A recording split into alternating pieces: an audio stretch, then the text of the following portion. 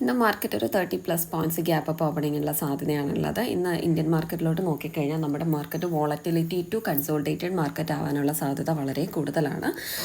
Nifty 24,400 break ചെയ്ത് കഴിഞ്ഞാൽ next level 24,900 ആണ്. നിഫ്റ്റിയുടെ ഒരു സപ്പോർട്ട് ലെവൽ നോക്കിക്കഴിഞ്ഞാൽ 24,157 23,990 ആയിരിക്കും.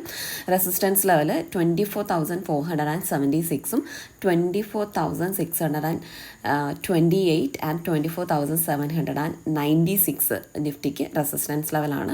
ബാങ്ക് നിഫ്റ്റി നോക്കിക്കഴിഞ്ഞാൽ ബാങ്ക് നിഫ്റ്റിയുടെ ഒരു support level 52,000 51,811 and 51,547. Resistance level നോക്കിക്കഴിഞ്ഞാൽ 52,454 ആൻഡ് 52,718 52,907 ആയിരിക്കും ബാങ്ക് നിഫ്റ്റിയുടെ ഒരു റെസിസ്റ്റൻസ് ലെവൽ. ഇന്നിപ്പം മെറ്റൽ സ്റ്റോക്സ് ബുള്ളിഷാണ്, അതായത് ചൈനയിൽ നിന്നുള്ള ന്യൂസ് വളരെ പോസിറ്റീവാണ്. കൂടാതെ മിഡ് ക്യാപ് സ്റ്റോക്സും ഇന്ന് ഫോക്കസിലായിരിക്കും.